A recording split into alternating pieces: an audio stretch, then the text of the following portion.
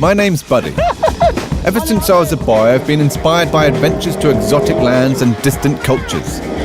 So I feel it's time to get out of my comfort zone and discover for myself what a real adventure is. If you don't get lost, how can you ever find yourself? With that in mind, I'm going to try out the toughest, most ludicrous and ill-conceived adventures in the world. This is an RPG rocket launcher. I'm signed up on the Mongol Rally, a tough 16,000-kilometre odyssey for amateurs stupid enough to attempt it. But without a car of my own, I'm hitching the whole way. I'll have to navigate some of the most inhospitable terrain in the world, cross some 15 countries and 8 time zones to achieve the greatest prize. Reach Mongolia, its capital Ulaanbaatar, and the finish line, all in one piece. Come on, what's going on here? I'm expecting one hell of a wild ride.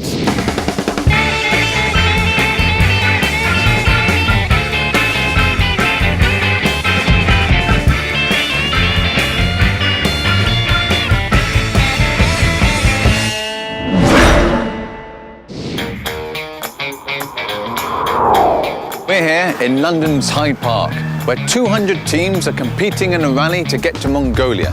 For those of you who don't know where that is, that's over there, but 10,000 miles over there. Now this is not a normal rally, it's exceptional. Exceptional because the organisers have stipulated you're only allowed to drive in cars completely unsuitable for this type of challenge. That was lucky, but we're going to have to push hard now to catch up with the others. Come on! We can get to this place!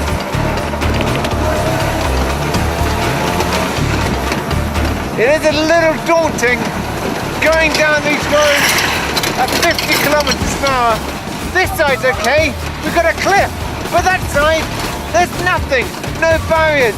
It's, well, if you drop off, it's bye-bye rickshaw and bye-bye you.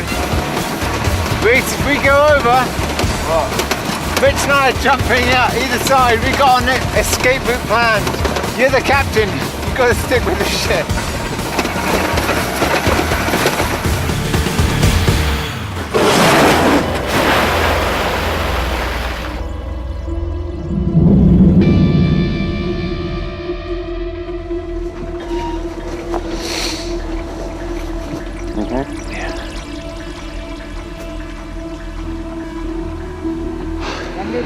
Right, coming down the hill, maybe a little too fast.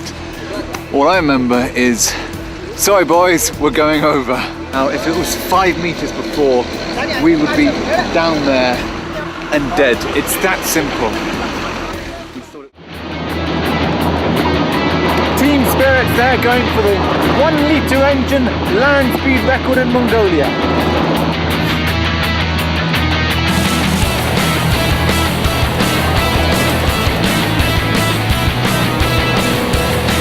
The flatlands of Mongolia are proving no problem for us. The rapid progress is keeping our spirits high.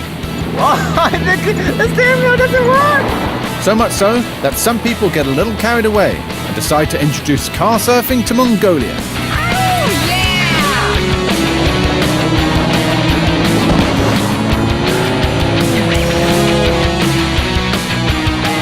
yeah! It may be pointed out that he is actually a professional stuntman.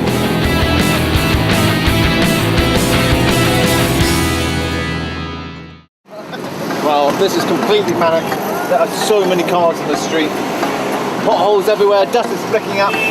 Everyone is just hooking their horns the whole time, and I just stalled the car. It really is just a free-for-all.